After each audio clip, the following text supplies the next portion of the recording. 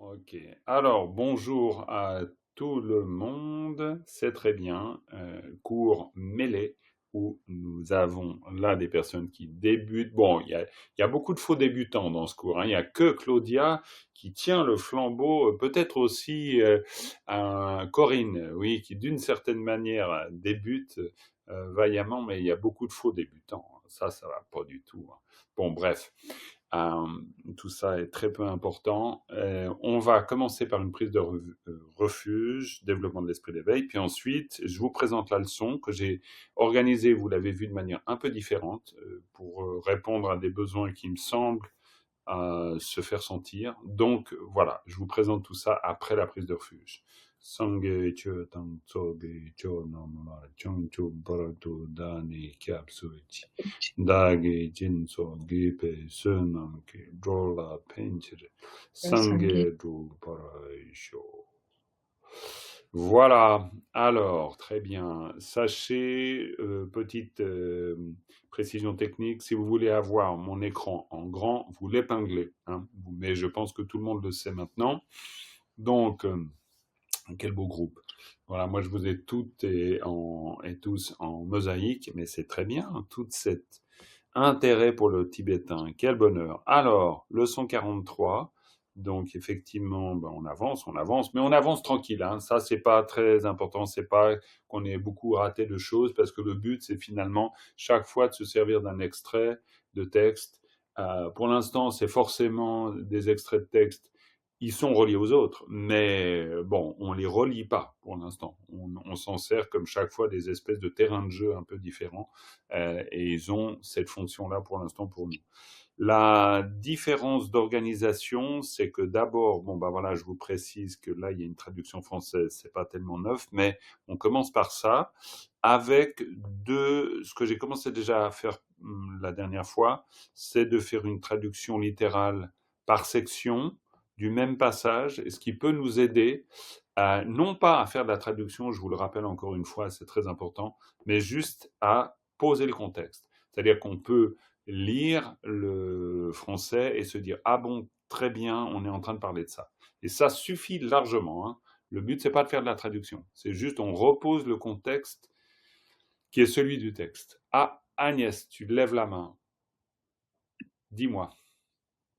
Petite question, je regardais là, puisque la dernière fois on avait parlé des particules, je suis allée dans ce que nous avait envoyé Dominique, donc Oui. assez complet. Pour moi, c'est du chinois. Ouais, bien sûr. Donc, je suis revenue sur la leçon 8 de Mhm. YouTube. Je crois que c'était la leçon 8 ou la leçon 9. Et donc là, c'est beaucoup plus clair. C'est comme toi, tu l'avais fait. Et j'ai une question sur le là, Mhm. le signe là. Si j'ai bien compris, c'était quand on va indiquer le lieu. Oui, le Mais lieu pour moi, c'est d'incidence. aussi quand on un signe de respect, Rinpoche là, machin. Donc, est-ce que c'est l'orthographe qui va changer ou est-ce que je me suis trompée? Alors, tu t'es pas trompé, c'est normal que tu puisses te dire ce genre de choses. Simplement, c'est deux univers, on pourrait dire, tout à fait différents. Le mot de respect, c'est la, ka, sa, la. Ça, c'est un mot en lui-même. La, ka, sa, la. Et ça, c'est un Ok. mot qui est un mot de respect honorifique. Ce dont on parle avant, c'est la particule la. Et la Ouais. particule, alors juste, d'abord, elle s'écrit comme ça. Et puis, et c'est tout le travail qu'on est en train de faire ensemble, c'est-à-dire de se rendre compte qu'il y a des mots, voilà, il y a des mots, et puis il y a des particules. Et quand on parle de particules, on ne parle pas du tout de la même chose. On parle de, bah justement, on ne parle pas de mots, parce que avec un mot, on peut encore dire chèvre, pot, banane, n'importe, voilà. Mais avec une particule, si on prend la particule, par exemple, justement celle-là, la particule là, eh ben, notre manière de la traduire, ça sera de dire qu'elle marque le lieu de l'incidence, c'est-à-dire le lieu où la chose se passe, quelle que soit la chose, ou alors qu'elle va marquer un bénéficiaire, mais qui sera de toute façon le lieu d'incidence, c'est-à-dire ce vers quoi ou qui vers quoi l'action va porter. mais on ne peut pas réellement traduire le là. Ou alors on pourra dire à, vers, pour. Oui, mais c'est des équivalents. C'est pas une traduction au même titre qu'un mot. Si tu dis chèvre, c'est chèvre, quoi. Voilà. Bon, après, tu peux dire encore autre chose, mais en gros, il y a quand même quelque chose de simple qui fait qu'un mot signifie quelque chose. Là signifie beaucoup de choses, parce qu'une des choses que vous allez découvrir, c'est qu'une particule, ça va être tout l'enjeu de notre étude, hein. C'est pour ça que la dernière fois, je vous disais, une fois qu'on a réglé le problème de la lecture, qui franchement se règle assez vite finalement, après, on fait ce travail qui est un travail fondamentalement, un travail de compréhension des particules. Et la compréhension des particules passe par l'identification de la particule, c'est-à-dire sa forme, savoir que dans un texte, ah, quand je vois cette lettre-là, c'est une particule. Ça, c'est la première des choses.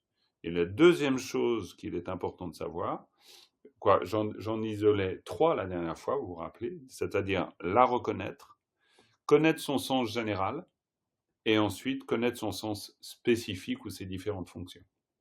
Et tout va tourner autour de ça, hein, fondamentalement. Donc la question que tu te poses, Agnès, elle est très intéressante, parce que c'est le début. C'est-à-dire, quand tu entends Rinpoche là, ben, en fait, justement, euh, c'est ce que j'appelle le repérage. Que ce soit un repérage audio, comme dans le cas où tu entends Rinpoche là, que ce soit un repérage graphique quand tu lis un texte, en fait, c'est le même repérage. C'est-à-dire Mm. savoir quand il s'agit d'une particule et quand il ne s'agit pas d'une particule. Parce qu'en tibétain, vous les prononcez les particules. Et, en français, on pourrait dire aussi, mais on pourrait trouver des cas où on ne le fait pas. Mais en tibétain, on dit tout, en fait. Dans un énoncé en tibétain, en fait, il est clair, il est hyper limpide parce que chaque élément est identifié. Donc, c'est une langue très logique et du coup, très compréhensible. La grosse difficulté, c'est de passer d'un univers d'une langue francophone, comme pour nous, c'est des univers mentaux. En fait, c'est ça la difficulté. Mais c'est pas, il n'y a pas il y a réellement pas de difficulté technique où tout à coup il y a des tas de trucs super compliqués à apprendre. Non, c'est pas vrai. Le tibétain est plutôt une langue d'un abord facile, mais son univers mental est très différent. Donc, Ok. on verra tout ça en détail après, bien sûr. À part ça, les passages de, les ressources là, tu me dis, hein, s'il y a des choses, tu dis c'est du chinois, tu as tout à fait raison, parce que, disons, c'est un peu technique la manière dont c'est présenté, mais si tu as des questions, tu les poses. Et puis après, moi, j'essaye aussi de... De toute façon, le document dont Dominique a envoyé le lien, c'est un document que je continue à mettre à jour. Mais je vais aussi continuer à le mettre. Là, je vous ai donné une espèce de condensé du sens des particules. Parce que ça peut, malgré que ça soit un peu du chinois, ça vous donne quand même quelques éléments. Et puis Ok. après, rien n'empêche pour moi, comme pour vous d'ailleurs, de creuser et puis de faire que la présentation change. C'est un truc... Bah, euh, c'était juste qu'avec la leçon que tu avais ah oui, enregistrée, oui. c'était super clair. Donc, du coup, je me dis, ah, enfin, je comprends les particules. Sinon, Ah, j'étais un peu mais désespérée quand je voyais tout ce qu'il y avait, quoi. non, non, mais tu as tout à fait raison. Et puis, je pense que oui, il y a des moments où il faut avoir une explication très simple des particules, puis après, rentrer un peu dans la complexité, revenir vers une explication simple. Voilà. Là, on a Mm. un grand travail de familiarisation qu'on va continuer à faire. Je pense que ça va devenir après, euh, alors d'une part plus facile, ça peut-être, mais surtout très intéressant, parce que dès qu'on rentre dans les particules, là, on rentre dans le mystère du texte, en fait, c'est-à-dire dans pourquoi on le construit de cette manière. Et puis avec ce qu'on a vu, et ça c'est carrément fondamental, on a vu qu'on a un élément de base, et puis cet élément de base, ensuite, il est modulé par tout ce qui va venir changer son contexte. Et ça, c'est quelque chose de tout à fait étonnant. Et ça, c'est très tibétain comme manière de faire. Et je vous avais donné cette image et qui est simple, mais qui, je pense, est assez éclairante. C'est comme si on prenait du lait, on prend du lait, on a un bol de lait, voilà, hop, et puis dans le bol de lait, ben, on va mettre différentes couleurs. Et en fonction de la couleur, bah, ton blanc devient rouge, ton blanc devient vert, ton blanc devient jaune, ton blanc devient bleu, etc. Et ça, c'est le rôle des particules. C'est-à-dire que n'importe quel mot, je ne sais pas, par exemple, arbre, si on a arbre, hop, ça c'est notre mot. Et puis si on lui met une particule ici génitive ou une particule ici instrumentale, par exemple, donc c'est l'arbre de avec un génitif, et si c'est instrumental, c'est l'arbre qui. C'est l'arbre de Tsering ou c'est l'arbre qui tape sur la tête de Tsering. Bon, l'exemple est nul, hein, mais disons, voilà, soit l'arbre devient un instrument, soit l'arbre devient la possession de quelqu'un, si on est dans une idée de lien, soit l'arbre devient un lieu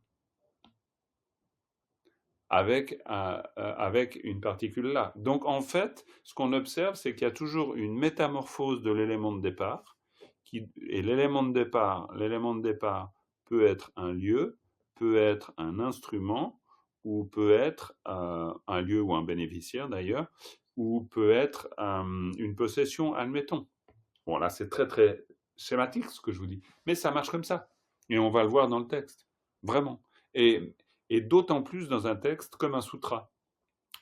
Pourquoi? Parce que le sutra, les sutras, c'est une langue très classique, on est bien d'accord. On ne parle pas comme ça à l'assa tous les jours, ça on est d'accord aussi. Mais l'avantage, c'est que la structure est très visible.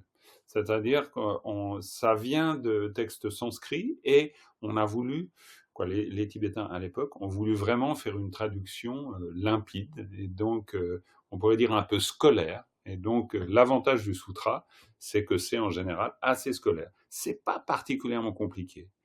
Et d'ailleurs, ça me permet d'enchaîner maintenant tout de suite à la présentation de la leçon, parce que comme ça, je vous explique un peu pourquoi j'ai modifié. L'idée ici, c'est, encore une fois, la traduction n'est pas faite pour qu'on produise une traduction ou pour qu'on voit pourquoi à partir ou comment à partir du texte tibétain il en est arrivé là. La traduction ici, elle est là pour nous donner le goût du texte, le sens général. Et on voit que c'est assez simple. Si on le lit, hein, en quoi la production interdépendante extérieure dépend-elle de conditions? Elle en dépend du fait de la combinaison de 6 éléments. Quels sont ces 6 éléments qui se combinent? La terre, l'eau, le feu, l'air, l'espace et le temps. Donc on a des mots très simples, des exemples et des situations très simples qu'on verra dans le texte. Et puis, c'est en cela que l'on considérera que la production interdépendante extérieure dépend de conditions. Et puis, vous verrez que la construction, elle nous fait vraiment apparaître les choses, en fait, même plus simples qu'en français. Parce qu'en français, ça peut faire apparaître des idées qu'il faut qu'on capte, mais en fait, on n'a pas besoin de vraiment fournir ce travail après en tibétain, où on observe plutôt le lien entre les éléments. Le sens découlera de notre compréhension de l'organisation du texte. Et c'est vers ça que l'on va. Ensuite, deuxième partie, là, c'est simplement une autre manière de présenter le texte, mais pour qu'on puisse voir se dessiner les différents passages du texte, tout simplement. Ça, je vous laisserai découvrir après. Et puis ensuite, alors c'est là où j'ai modifié, je vous ai mis le rappel de la méthode ici, parce que c'est ici qu'on a besoin. Et là, la forme, je l'ai changée. Ce qui fait que maintenant, si vous avez à l'écran, vous voyez le texte en plus gros.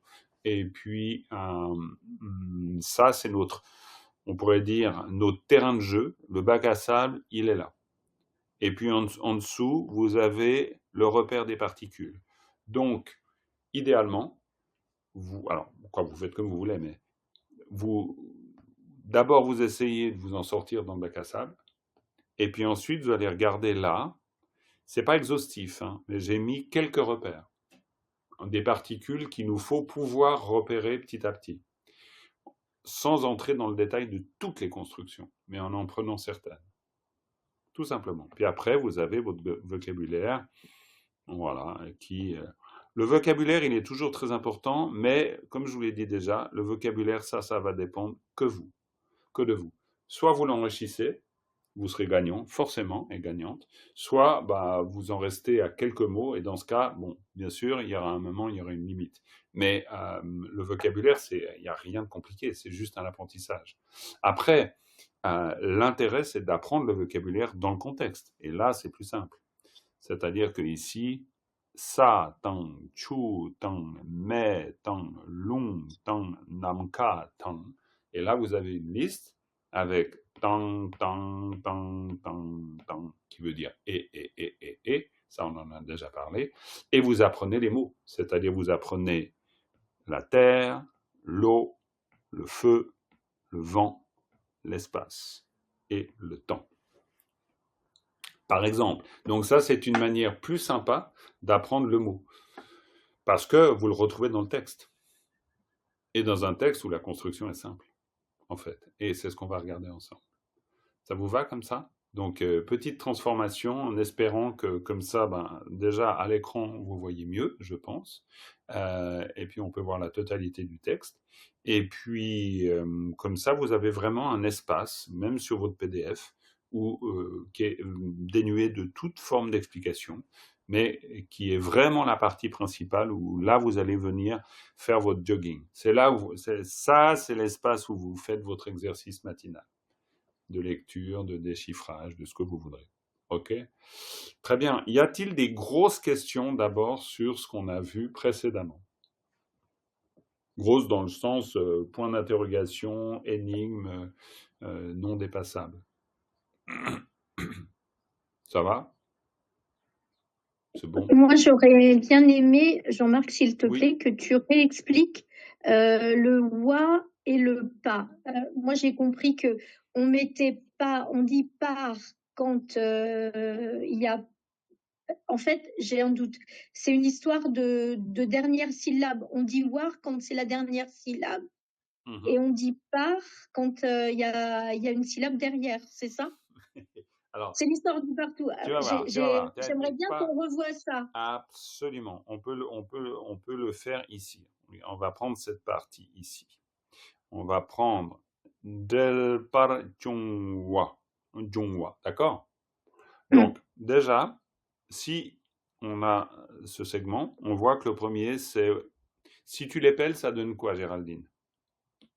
Alors, ça donne AO, paratatra dringboutre la drel, par, AO, payatacha shabiuchunga chung. Wow. Très bien. OK. Alors, ici, en fait, bon, là, il n'y a rien à dire, c'est parfait. Donc, maintenant, le pas, ça sera toujours le pas. Ça voilà. Donc, la question, elle va pas porter là-dessus. La question, elle va porter ici, sur ça. Et donc, ici, la réponse est simple. Après, il faut réussir justement à le voir dans le contexte. Mais la réponse est simple. Si ce wa est la dernière syllabe d'un mot, et pour être dernière syllabe d'un mot, il sera associé à une particule. Je ne l'ai pas forcément noté comme particule, parce que ça, c'est tout un enjeu. C'est qu'il y a des moments, il faut le voir comme particule, des moments, c'est bien de le prendre dans le bloc.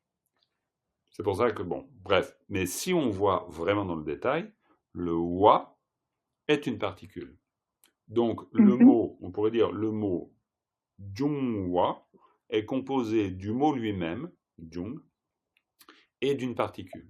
Ça, c'est typique d'une construction en tibétain. Par exemple, quand on apprend un verbe, on peut l'apprendre avec un wa derrière qui fait office d'un infinitif, d'un nominalisateur, tout à fait, du genre skier,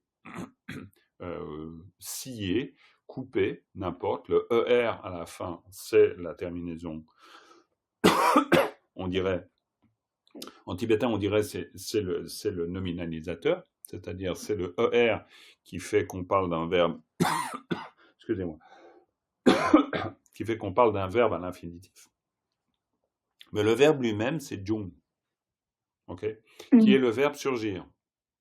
Alors, c'est pour ça qu'après, à un moment donné, vous devrez quand même apprendre du vocabulaire.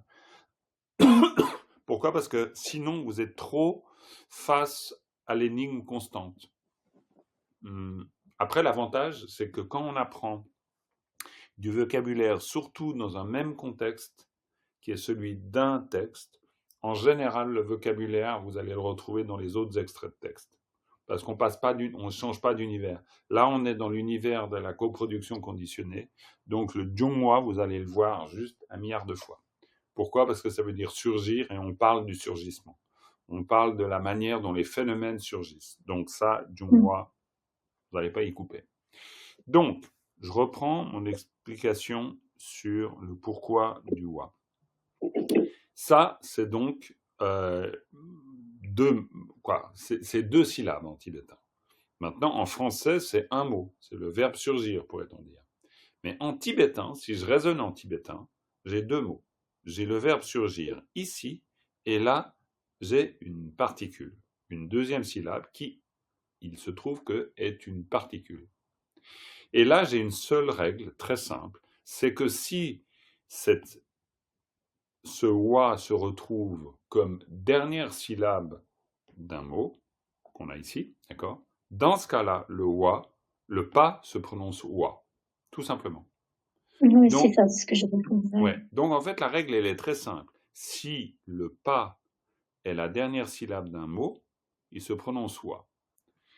Jusque-là, c'est très simple. Là où ça peut devenir plus compliqué, c'est, et normalement la question devrait surgir dans votre esprit, c'est oui, mais comment est-ce qu'on sait que c'est la dernière syllabe du mot? Et ça, c'est forcément toujours la question qu'on va se poser. Et c'est pour ça qu'on fait de l'analyse de texte. Pourquoi? Parce que, pour 2 raisons. Pourquoi dans le sens? Pourquoi sait-on que c'est la dernière syllabe du mot?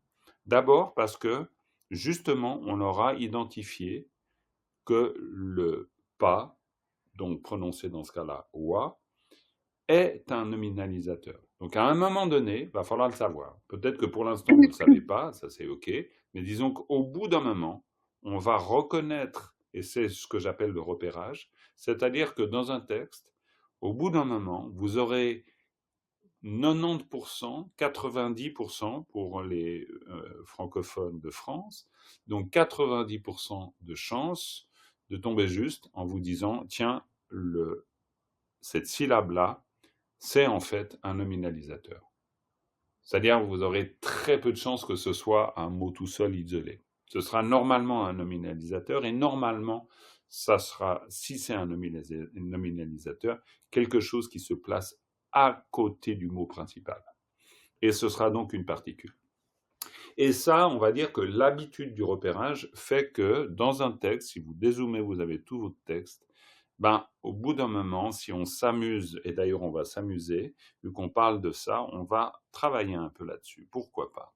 On va se dire, très bien, où est-ce qu'on en voit dans la première ligne? Donc, OK, moi je circule comme ça, vous me dites quand vous voyez quelque chose qui vous fait penser justement à ce dont on parle. Ici? Ici? Hop. Voilà. Absolument. Donc, hop. Voilà. Attends. Et Attends, je voulais faire quelque chose que j'y arrive pas. Alors voilà, ok, ça c'est le premier. Alors maintenant, ok, on reprend. Wa, à nouveau. Alors oui, mais c'est pas un wa, mais C'est un c'est pas. juste. Mais c'est juste, c'est un pas. C'est juste, vous en avez raté un avant, c'est celui-là. Oui, mais j'ai dit wa. Mais pas de problème. C'est simplement, là, je suis juste en train de vous montrer l'intérêt du repérage. C'est-à-dire, attention, au moment du repérage, ça ne veut pas dire que vous êtes 100% sûr de ce qui est en train de se passer.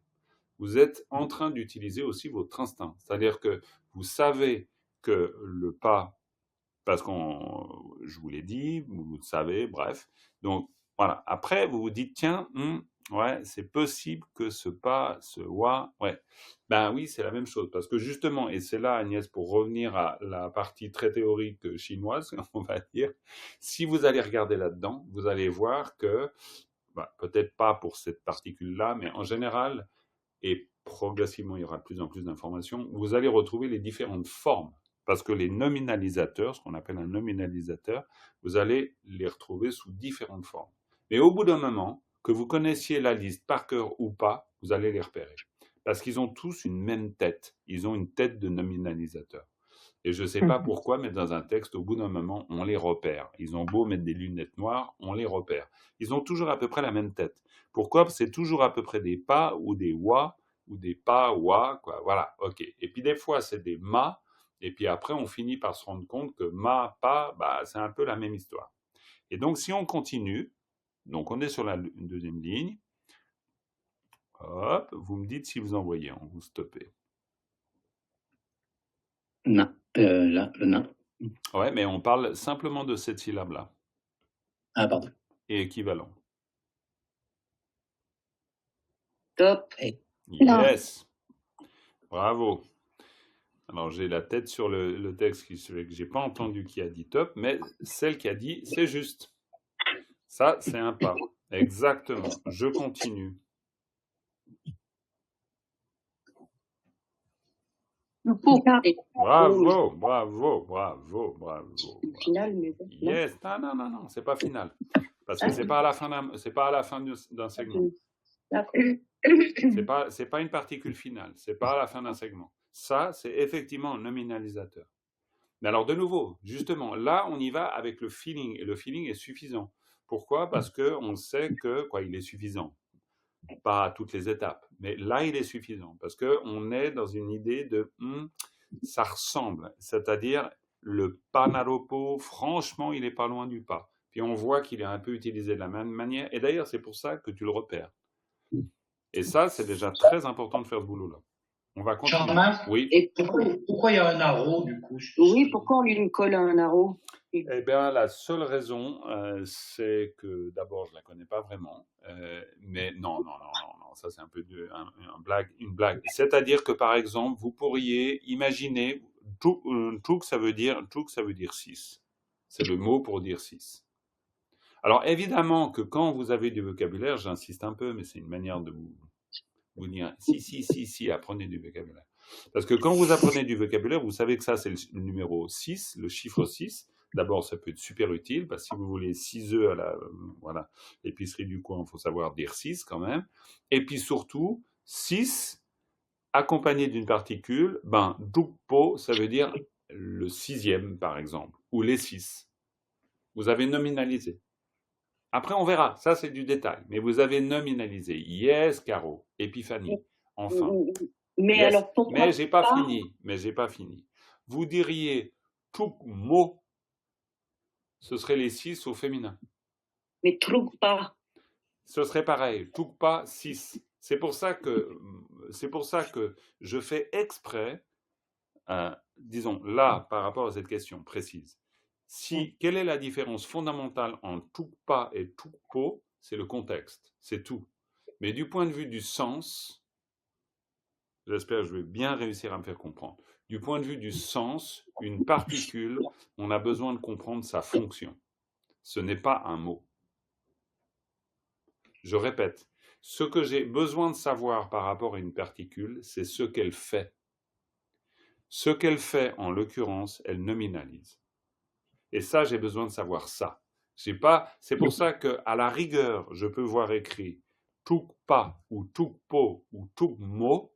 Dans le fond, dans un premier temps, même si je n'ai pas encore la réponse du pourquoi une fois pas, pourquoi une fois po, pourquoi une fois mot, même si je n'ai pas la réponse, je connais la fonction.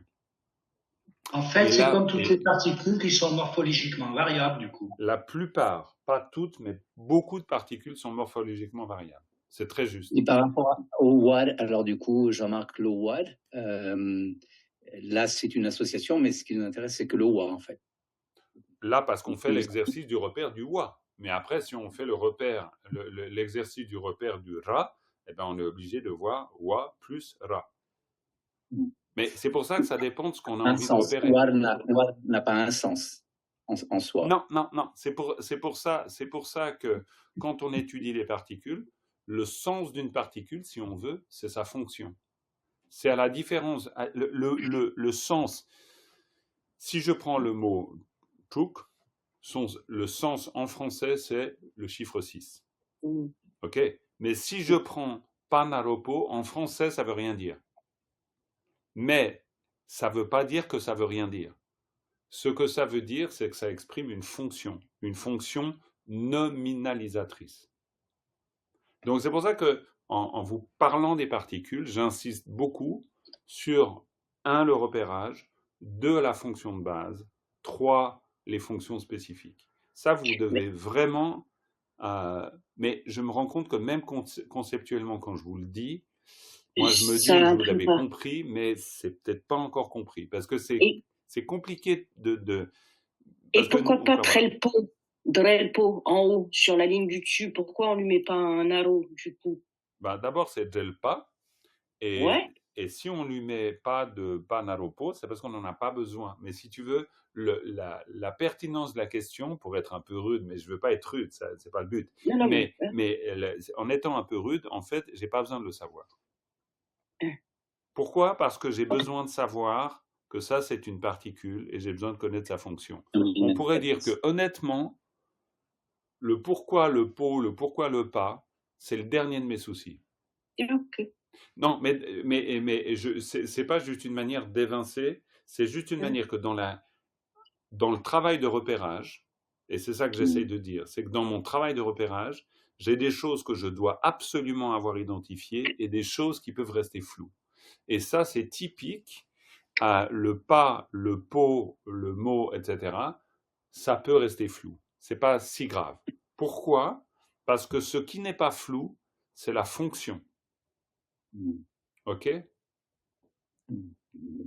Est-ce que je me suis bien fait comprendre par tout le monde? Parce que là, on touche un point super important.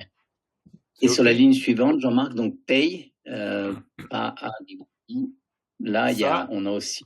On va voir après. C'est-à-dire que là, si on prend la ligne suivante, prenons la ligne suivante. Alors, on reprend la ligne suivante depuis le début. Donc, hop. Là.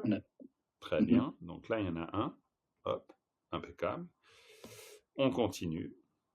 Mais je parle volontairement, Fabien, je ne traite pas de ta question maintenant, parce que le travail, on va voir après. Parce qu'on peut associer, mais je peux déjà le dire, on peut associer une particule avec une autre particule. Ça, c'est possible. Mais ça, c'est des cas, disons, c'est pas, là, on n'est pas dans le flou. C'est-à-dire que c'est le cas pour certaines associations de particules, mais pas pour d'autres. Je veux dire, on n'est pas perdu. C'est-à-dire que chaque fois, mais après, on verra. On verra. Sinon, ça va trop vite. Donc, on continue notre repérage. Alors, par contre, voilà, faites-le toutes et tous, parce que c'est important comme travail. Bon, là, je peux aller un peu plus vite, parce que de toute façon, il n'y en a pas. Mais quand même, voilà, comme ça vous permet de repérer, mine de rien. Bravo, ok, ici, très bien, on continue.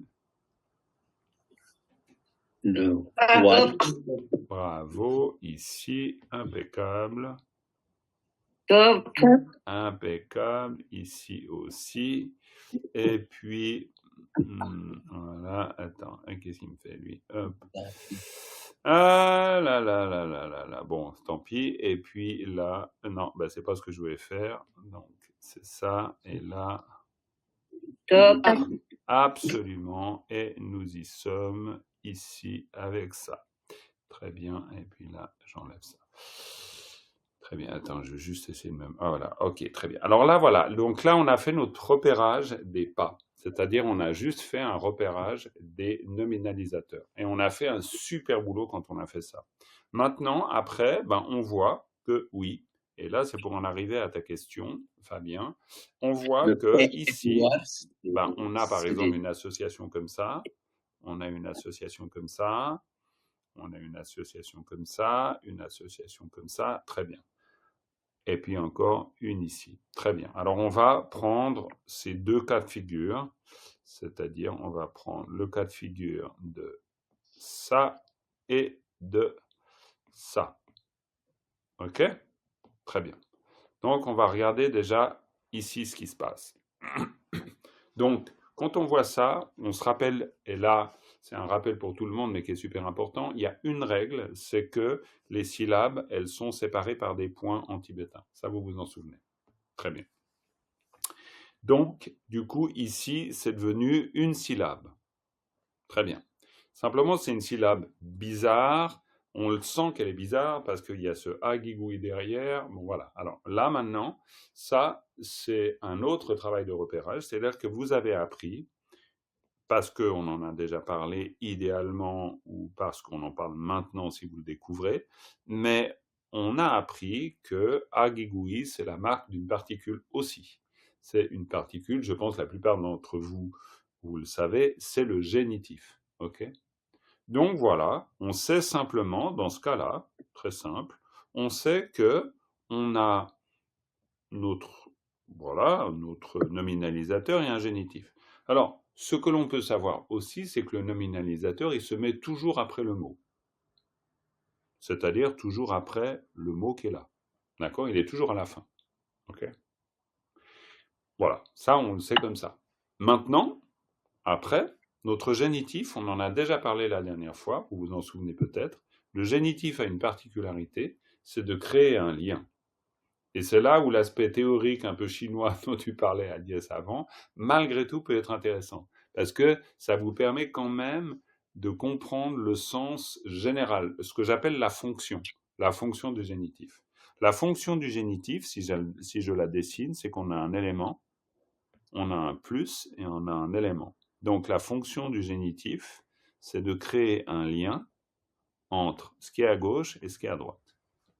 Ça, c'est sa fonction fondamentale. Vous me suivez ? Ok. Donc ça veut dire quoi ? Ça veut dire qu'ici, en fait, là, avec le pas, je suis à la fin du mot. C'est égal de savoir où il commence. En l'occurrence, il commence là, mais bon, voilà. On est là à la fin du mot. Okay. Donc, mon génitif, ici, c'est mon signe plus. D'accord ? Et puis là, j'ai un autre mot qui commence. D'accord ? Donc, mon génitif, quand on voit un génitif, c'est toujours un signe plus. C'est-à-dire, vous avez un élément là, vous avez un élément là, et mon signe plus fait le lien entre les deux. Ok ? Ça, c'est ce qu'il faut vraiment retenir du génitif. C'est ce que j'appelle le deuxième niveau. Le premier niveau, c'est le repérage. Vous avez vu que c'était un génitif. Le deuxième niveau, c'est que vous savez qu'il fait un lien. Pourquoi je dis ça ? C'est parce qu'en tibétain, on appelle ce mot, on appelle cette particule delta. Delta, alors là, vous ne vous souviendrez pas de ça, et ça, c'est pas grave, mais sachez que ça veut dire le son qui relie. Donc, un génitif, en tibétain, c'est un son qui lie. Donc, un signe plus. C'est un lien, c'est une corde entre deux choses. La pomme de tsering. Le de, c'est le lien qu'il y a entre pomme et tsering. Sinon, il n'y a pas de lien entre pomme et tsering. Vous créez un lien. Vu que le tibétain est une langue égophorique, c'est toujours une langue qui exprime la manière dont l'ego, c'est-à-dire soi-même, perçoit la situation. C'est une chose extrêmement importante. Et vous verrez que les incidences de ça sont ahurissantes en tibétain. C'est pour ça qu'il n'y a pas de conjugaison, mais là, je ne vais pas vous noyer avec la théorie. Mais vous verrez que c'est très intéressant. C'est vraiment une langue intéressante. Sinon, je ne l'enseignerai pas et puis je ne l'étudierai pas. Alors, je ne suis pas du tout objectif, on est d'accord. Bref, je reprends mon fil. Le fil, c'est que le génitif, j'apprends niveau 1 à le repérer. Niveau 2, je sais quelle est sa fonction. C'est de créer un lien entre un élément à gauche, un élément à droite. Voilà.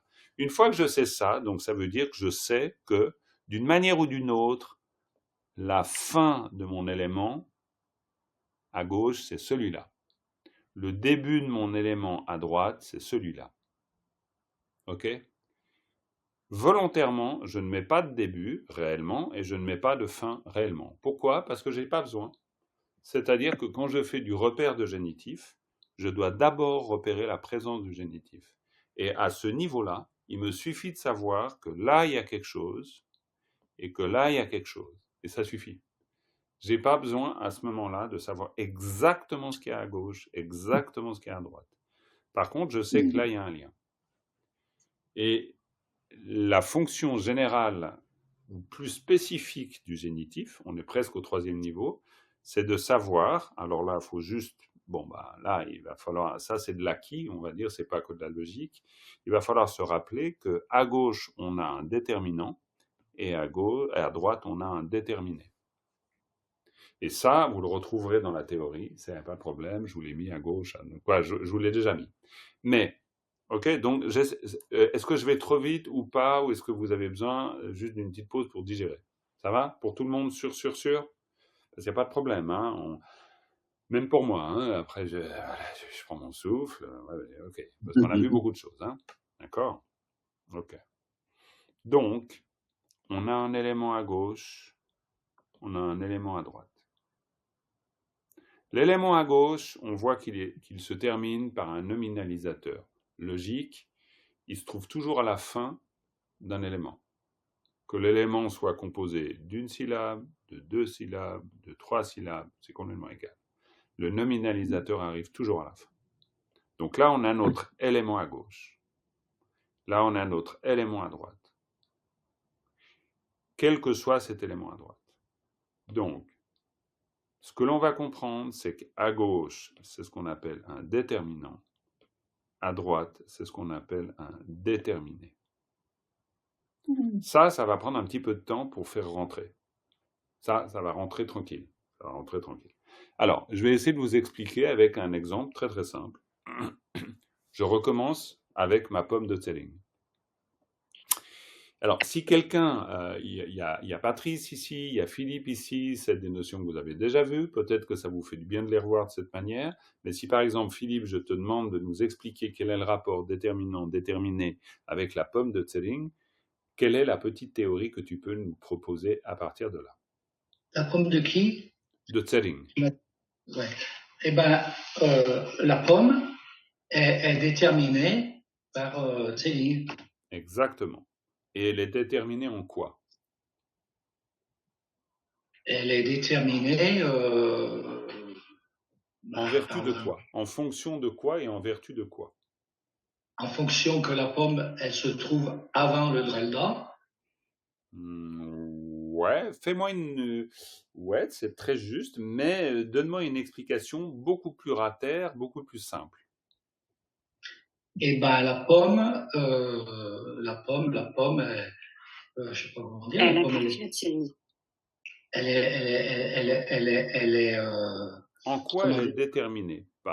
Pourquoi elle est la pomme de Zelling? Tu dis la pomme de Zelling, donc la pomme, selon toi, elle est déterminée par Zelling. En quoi elle est déterminée par Zelling?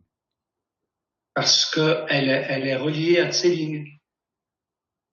Bye bye Caro. Elle est reliée à Zelling. Bravo, elle est reliée à Zelling, exactement. On peut imaginer même que Zelling, c'est le possesseur, c'est le propriétaire de. Donc, elle est déterminée en fonction du lien. Tu vois, où j'essaye de te faire aller. Mais tu le comprends, il n'y a pas de doute. Mais c'est juste pour que vraiment, ça ne soit pas juste une théorie, que vous compreniez que quand on parle du lien, c'est un vrai lien. C'est-à-dire que vous pouvez très bien dire que Zelling et la pomme ont un lien, mais ils ont un lien de quel type? Possédant, possédé, en l'occurrence. C'est pour ça que vous aurez, avec le génitif, toujours le même type de lien. Possédant, possédé, qualifiant, qualifié, déterminant, déterminé. Toujours, toujours, toujours. Parce que vous serez chaque fois en train de vous demander quel est le type de lien. Et la pomme de Zelling, c'est possédant, possédé. Le possédant, c'est Zelling. Le possédé, c'est la pomme. Donc la pomme est déterminée par Zelling. Elle est déterminée par son propriétaire. Elle devient celle de Zelling. Donc elle change d'état. D'accord? Le possédant étant toujours à droite et le possédé toujours à gauche. Toujours, toujours. Alors ça, c'est là où parfois, faut rafraîchir la théorie. Mais vous avez toujours le même ordre. C'est-à-dire que là, d'une manière, et si vous êtes déjà à ce niveau-là dans une analyse de texte, même si vous n'avez pas compris encore ou vous ne savez pas encore tout ce qu'il y a à gauche et tout ce qu'il y a à droite, déjà, vous avez une compréhension de la structure, c'est-à-dire une compréhension de la fonction. Et ça, c'est la première étape de l'analyse. Pourquoi? Parce qu'après, savoir ce qu'il y a à gauche et savoir ce qu'il y a à droite, c'est presque une question de vocabulaire. Que vous ayez pomme de Zelling ou que vous ayez le rapport complexe des particules avec un astre qui tourne sur son orbite, ben, en fait, le rapport dans une phrase complexe avec plusieurs éléments et le rapport avec une phrase simple, c'est que le rapport, c'est le même. Après, la seule chose qu'il va falloir évidemment savoir, c'est pouvoir te dire le rapport complexe de avec un astre qui tombe. Voilà, ça c'est un problème de vocabulaire, mais c'est juste ça. Donc on pourrait dire que là à gauche, c'est un problème de vocabulaire et là à droite, c'est un problème de vocabulaire. Mais si vous avez le vocabulaire et que vous ne comprenez pas le lien, vous ne pouvez pas comprendre le sens.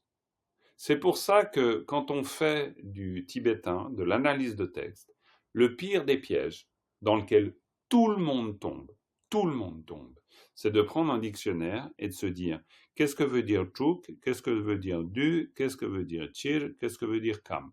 On l'a tous fait ce truc. Donc on se retrouve avec des sens, mais aucun lien entre les sens.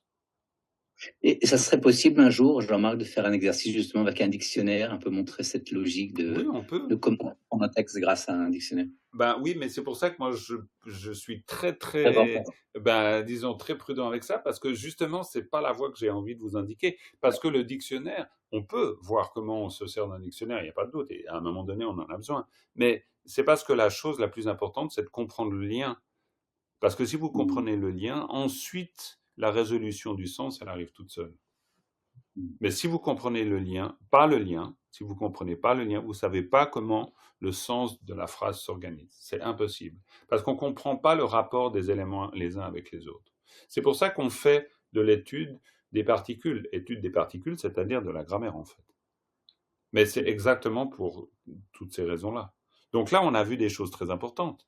Donc, ça, c'est notre premier cas de figure. C'est-à-dire, on sait que ici, ben voilà, il y a un lien avec un mot qui se termine par un nominalisateur et on a un génitif qui fait un lien avec une chose à droite. Et ça nous suffit largement. Là, on a un deuxième cas.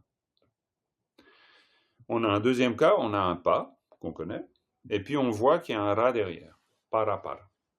Et là, ben voilà, ok, on a un deuxième cas particulier. Qu'est-ce que cette chose ra derrière? Alors ça, c'est quoi? Datif locatif. Très bien, c'est un datif locatif. C'est ce qu'on appelle en tibétain un laten. Et donc ça va être très important. C'est-à-dire qu'il va falloir aussi savoir que ça, c'est une particule.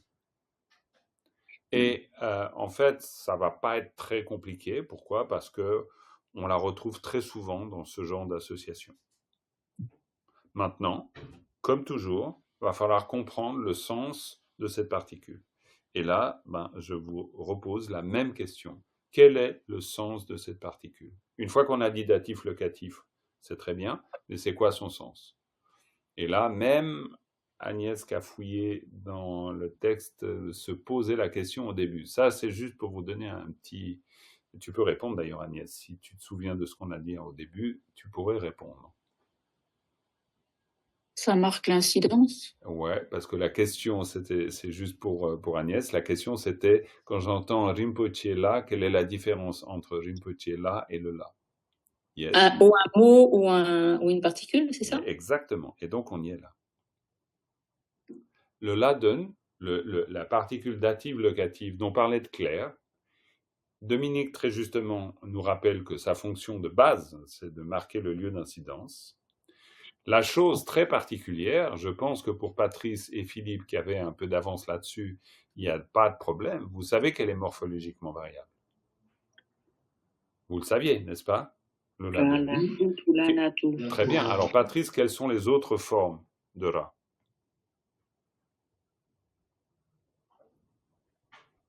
Non, c'est pas un piège, hein, c'est juste, franchement. Oui, non, c'est pas un piège, c'est plutôt un point d'étude sur lequel je n'ai pas encore consacré beaucoup de temps, c'est d'aller voir les différentes formes. Tout à fait, tout à fait. Et tu as raison, il n'y a pas de problème. Parce qu'en fait, c'est aussi l'occasion qui fait le larron. C'est-à-dire que dans le texte, tu vois les formes. Donc ça, déjà, on en a deux, on pourrait dire. Tu me donnes juste la deuxième, ce sera très simple pour toi. Là. Là, bien sûr, tu t'es fait. Ah, t'as raison, Cathy, t'as raison. Il faut bondir. C'est le là. Donc là, déjà, on sait que cette particule dative locative, elle a deux formes, le ra et le la. Elle en a 5 formes. Elle en a 7. Elle en a 7. Il y a le la, le ra, le tout. Absolument. Suraru tu na la tu. Suraru tu na la tu. Alors ça, c'est typique. Alors là, par exemple, pour Corinne, pour Sophia peut-être, pour Agnès, quand je vous dis Suraru, peut-être pour Joël, mais Joël, je pense que ça, c'est des choses que tu connais déjà. Mais Suraru tu nalatu, quand je vous donne ça, alors effectivement, ça, c'est pas forcément à connaître. C'est-à-dire, c'est juste une connaissance qui peut s'avérer utile dans ce genre de cas où tout à coup je pose la colle à Patrice lui disant c'est quoi toutes les formes du datif locatif, c'est-à-dire du latin. Alors là, c'est bien de savoir que c'est suraru tu nalatu. Ça, c'est l'aspect purement théorique. Après, je repars de mon idée de repérage, d'accord? Mon idée de repérage. Le repérage, c'est quoi? C'est repérer une forme, c'est-à-dire que quand je vois un rat, je peux me dire, ça ressemble à un latin, c'est-à-dire un datif locatif. Je peux savoir que la deuxième forme, la plus commune du rat, c'est le la. Puis voilà, c'est déjà pas mal. Et puis, quand je suis à ce stade du repérage, ça me permet ensuite, dans un autre contexte, ce que j'appelle contexte, c'est là, ça c'est un contexte, ça c'est un contexte, d'accord? Un contexte de texte. Dans un autre contexte, je vais peut-être tout à coup voir quelque chose. Je regarde si par hasard il y avait la possibilité de ça. Il y aurait, mais pas vraiment. Il n'y a pas vraiment ici. Bon, bref. Je vais pouvoir me dire, tiens, cette lettre-là, là où elle est placée, elle me fait penser à un latin. C'est-à-dire, elle peut éventuellement me faire penser à un latin. Ce que je veux dire par là, c'est que le contexte, et ça c'est pour répondre à Patrice, il va petit à petit nous renseigner sur les différentes formes. On n'est pas forcément obligé de connaître à l'avance toutes les formes. C'est le contexte qui va nous dire « Ah oui, dans ce cas, c'est aussi un latin ». Et finalement, alors pédagogiquement, ça c'est des choix pédagogiques. Je préfère que vous appreniez tout à coup les différentes formes vues dans un contexte. C'est plus facile à s'en souvenir que hors du contexte. Parce que vous souvenir de suraru tu nalatu, alors oui, si vous êtes passionné par ça, vous pouvez le faire. Et moi, je suis passionné par ça, je l'ai fait. Mais c'est pas obligatoire du tout. C'est pour ça que le repérage est d'abord ce qui prime. Ok. Ça va? Ok. À ce stade, je vous montre autre chose. Je vous montre autre chose. Ce que je vais vous montrer, c'est ça. Ok? Kayatakia Geguki. Alors, qui peut me dire ce qu'est ce Kayatakia Geguki? À quoi il nous fait penser? Ah, c'est bien, ça fuse de tous les côtés. J'entends génitif, c'est Géraldine qui a dit, super, bravo. Patrice, tu l'avais dit, Philippe? Oui. Très bien, Claire aussi, c'est clair pour tout le monde. Alors, maintenant, Claire, en quoi c'est... ou alors non, attends, Claire, je t'ai déjà entendu...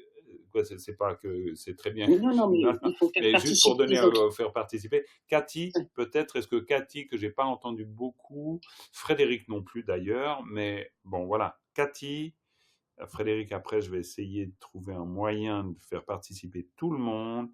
Cathy, dis-moi quelque chose sur ce Kayatakia Geguki qui, semble-t-il, pour beaucoup d'entre nous, est un génitif.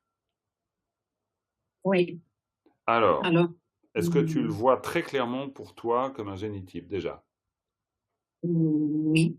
Ok, oui. Super, très bien. Comme un génitif.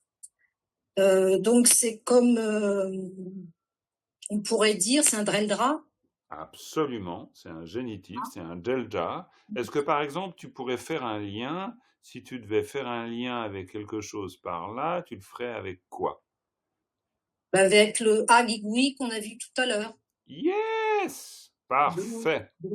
Voilà. Parfait, ça c'est très bien. C'est-à-dire que le repérage c'est ça, c'est-à-dire c'est d'une part se dire ah ça a franchement une tête de génitif.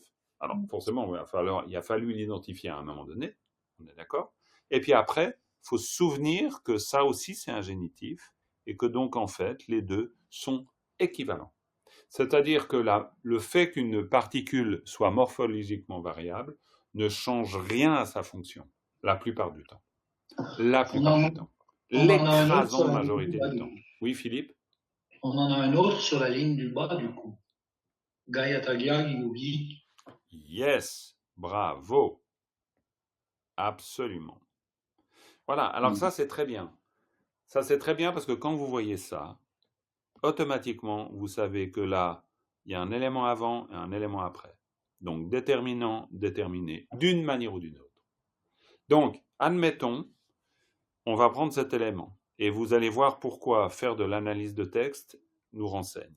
Qu'est-ce que veut dire le mot tu? tout ça, tu. Le temps. Bravo. Que veut dire le mot kam? L'espace. L'espace. Très bien, l'espace ou élément. L'élément. L'élément, très bien. Donc, que veut dire tu kam? L'espace de temps. Intéressant. Espace de temps? Tu dirais ça? Ah oui. Temps. C'est terminé par avant. C'est l'espace du temps. Non, c'est d'abord le temps, donc c'est déterminant déterminé. Ouais. Le qui est déterminé est à gauche, donc c'est le temps qui est déterminé par l'espace. Non. C'est justement le contraire. C'est pour ça que à ce stade de la question que je vous pose, effectivement, pour répondre à la question, il faut faut réutiliser tous les éléments de compréhension que je vous ai donnés avant. C'est-à-dire qu'ici, vous savez que c'est le temps. Ici, vous savez que c'est l'élément, espace, mais dans le sens de élément. C'est surtout élément ici dans le contexte. Le contexte importe. Hein. Et ici, vous avez le génitif. Donc, vous vous souvenez, idéalement, que là, vous avez le déterminant et là, vous avez le déterminé. D'accord? Vous vous souvenez idéalement de ça. Donc, ça veut dire que, ici, le mot élément est déterminé par le mot espace. Donc, c'est un élément de temps. Alors, évidemment, théoriquement, quand vous entendez élément de temps, c'est compliqué à le comprendre. Mais en fait, vous êtes en train de dire pomme de Tselling. C'est exactement la même chose. C'est-à-dire que on a intérêt à ce moment-là de ne pas oublier ce qu'on est en train de dire quand on utilise une particule. C'est-à-dire se souvenir du rapport de lien. C'est-à-dire tu-gi-kam, ça veut dire un élément de temps, un élément temporel. Ça veut dire une dimension temporelle. Mais qu'on dise... Jean-Marc ? Oui. Je me posais juste la question par rapport au génitif, là. Étant donné qu'avant le temps, en fait, il y a toute une énumération des éléments avec tang à chaque fois, est-ce que le qui, en fait, ne se rapporte pas au groupe de mots entier? Alors ça, c'est... tous les éléments. Alors ça, c'est possible. Mais alors ça, évidemment, ça suppose une analyse. Alors là, niveau 3-4, hein, c'est une analyse beaucoup plus grande. Mais effectivement, là, on pourrait dire la terre, l'eau, le feu, le vent et l'espace, tu dis kam nam, et l'élément de temps, c'est pas kam qui est... Ouais, si, c'est-à-dire on peut le comprendre comme ici, sagi kam, chui kam, mei kam, lungi kam, namke kam. C'est-à-dire kam comme élément, et chacun, terre, eau, feu, air, espace, comme étant des éléments. L'élément terre, l'élément feu, l'élément vent, etc. Donc ce que tu dis est juste, tout à fait juste, Joël. Et puis après, c'est ça qui va nous donner le sens de pourquoi cette énumération. Et le pourquoi cette énumération, c'est du palais, et là, du palais. Et ça nous fait arriver ailleurs, mais on ne va pas parler du lait maintenant, qui est une autre particule, mais on va dire du pas. Et du pas, ça veut dire quelque chose qui est aggloméré, qui est condensé. Tout simplement. Et là, le du, c'est plus du tout le temps, du coup. Alors, plus du tout. Tu as tout à fait raison. Et ça, c'est une question très importante que tu poses, Frédéric, parce que ça donne raison à pourquoi on fait de l'épellation. C'est-à-dire que l'épellation, c'est chaque fois le rappel de l'orthographe qui compose une syllabe. Et ça, c'est hyper important en tibétain, vu qu'il y a beaucoup d'homophones, comme je vous l'ai dit. Quand ici on dit tu, là, en plus, on prononce du. Donc, c'est pas tout à fait le même son. Parce que ici on dit du à cause qu'il y a un ao devant. On est bien d'accord. Ao, ta, sheptu, du, ça, du. Mais admettons qu'on le prononce tu, eh ben, parce qu'il y a un préfixe devant, c'est pas le même mot. C'est-à-dire que l'orthographe, à bientôt Corinne, l'orthographe précise le sens, évidemment. Et du coup, là, ça veut dire agglomérat? Agglomérat. Du pas, c'est quelque chose qui est aggloméré, qui est condensé, qui est résumé, ça peut avoir beaucoup de sens. Ça, c'est juste un problème de vocabulaire. Du pas, deux oa, ça veut dire mettre ensemble. Alors, c'est pour ça que dans une leçon comme ça, c'est bien quand même que vous ayez la traduction française au début qui vous donne le contexte général. Ça vous aide à deviner. Mais après, votre travail continue à être un travail de repère. Vraiment, ça c'est important. Donc, je rappelle le repérage. Ensuite, c'est vraiment 1, le repérage. 2, c'est la fonction. Et 3, c'est, on pourrait dire, la situation particulière. Et Jean-Marc, du pas, du coup, c'est aggloméré. Avec le nominalisateur, on peut dire agglomération. Oui, ou aggloméré, aggloméré, E accent aigu. C'est-à-dire comme un participe passé. Quelque chose qui est aggloméré. Vous pourriez très bien dire quelque chose qui est le résultat de la réunion de la terre, de l'eau, du feu, du vent, de l'espace et du temps.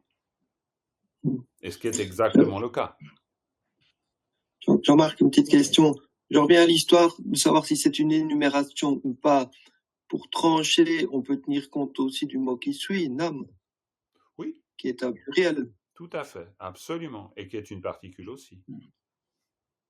Okay. C'est une marque du pluriel. Quoi, c'est une particule. Dans le sens, c'est considéré comme justement une marque du pluriel. Nam, mais bon, alors là, en fait, ce que tu viens de dire, Patrice, c'est très intéressant parce qu'en fait, plus vous avez des éléments de compréhension de ce type, comme tu viens de faire, c'est-à-dire nam, tu l'as identifié comme marque du pluriel, bon, évidemment, ça facilite la compréhension générale, ça c'est certain. Mais maintenant, no panique. Vous avez toujours dans le vocabulaire, vous aurez toujours les éléments de compréhension des mots du texte.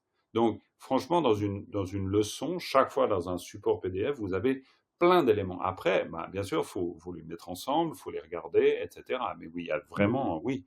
Mais ça, c'est au cas où vous ne le connaissez pas. Mais sinon, oui, bien sûr, nam est une marque du pluriel, oui. Et cet élément de pluriel, dans ce cas-ci, on pourrait le traduire par eux tous. Tout à fait. Okay. Alors après, j'ai toujours cette même prudence qui vous rappellera toujours, la traduction, c'est le dernier de nos soucis. Ça, c'est une possibilité. Parce qu'on peut dire eux tous, on peut dire eux, on peut dire... C'est pour ça que là, c'est extraordinairement variable. Par contre, ce sur quoi on ne peut pas se tromper, c'est qu'on doit savoir que nam, c'est une marque du pluriel. À un moment donné, on doit le savoir. Comment on le dira en français, c'est une autre question. Mais on doit savoir la fonction, connaître la fonction. C'est pour ça que la méthode, elle est très précise, elle est très rigoureuse. On doit vraiment apprendre, on fait ce qu'on veut. Mais si on veut pouvoir comprendre un texte et comment il s'articule et comment il se construit, on doit comprendre les fonctions des particules et idéalement, avoir quand même quelques mots de vocabulaire, ça aide. OK ? Donc, voilà, on va s'arrêter là parce que sinon on explose chaque fois l'horloge, ça va pas. Mais c'est très bien, j'espère que comme ça vous a permis de... Je pense que tout le monde y trouve j'espère que tout le monde y trouve des éléments de compréhension à partir de là où vous êtes. Mais ça me semble bien. Après... Justement, j'ai juste une remarque. Oui, désolée. En fait, quand je travaille, j'ai pris le texte, moi je stabilote tout ce qui me saute aux yeux en particules. Ouais, super. En fait, j'étais embêtée parce que j'en avais beaucoup plus que ce que tu mets, toi, sur ton texte. Et en fait, je me Très suis bien. dit, mais qu'est-ce que j'ai pas compris? Non, non, non. Et Alors, non, ça non. me rassure un peu. Ah non, alors vraiment, non, parce que finalement, moi, si vous prenez cette partie-là, là, je vous ai isolé un certain nombre de particules. J'ai même pas Oui. isolé les pas, ou très peu, certains. C'est juste pour vous donner des éclairages. Attention, j'aurais dû dire repère des particules non exhaustif. C'est parce qu'on est dans une idée, quoi, en tout cas, je le considère comme ça. Je ne vais pas vous repérer toutes les particules ici, parce que là, sinon, on ne s'en sort pas. C'est-à-dire qu'il y a trop de matière. Donc déjà, repérer celles de base, avec quelques-unes qui sont ici, puis voilà, puis il y a une part d'énigmes. On n'a pas parlé de celle-là, on n'a pas parlé de celle-là, Voilà, c'est vrai. n'y est pas. On n'a pas parlé Parce non que plus de celle-là. quand on stabilote et qu'on les voit, peut-être pas toutes, mais qu'on en voit plein, on s'aperçoit que finalement, les mots, ils sont bien cadrés, en fait. Ah, mais alors ça, c'est très très bien que tu fasses ce travail-là, parce que c'est d'ailleurs le travail auquel je vous encourage, c'est de faire du repérage. Parce qu'en faisant ça, c'est ce qui te permet justement de pouvoir faire le distinguo entre des mots et des particules. Et puis Ça après, saute aux yeux, en fait. ah ben complètement. Et puis plus tu vas faire ce travail de repérage, plus tu auras ces particules qui vont te sauter aux yeux. Et après, dans un deuxième temps, tu finiras par apprendre la fonction de chacune des particules dans un deuxième temps. Mais d'abord, il faut faire un repérage. Et ça, c'est super important. Et puis après, de toute façon, les particules, moi, je continue encore à les étudier aujourd'hui. Parce que c'est profond. Je veux dire, si vous avez le clair miroir, un livre de grammaire, quoi, je veux dire, un livre de grammaire, il repose là-dessus. Un dictionnaire, ça fait la liste des mots. Oui, puis il y en a beaucoup des mots. Mais encore une fois, si vous n'avez pas les éléments qui vous expliquent les liens entre les mots, vous avez beau avoir le petit Robert où il y a 45 000 mots dedans, si vous ne savez pas faire les liens entre eux, c'est bon. Vous ne pouvez pas l'utiliser. Voilà, les amis, je vous laisse là, on termine avec une dédicace.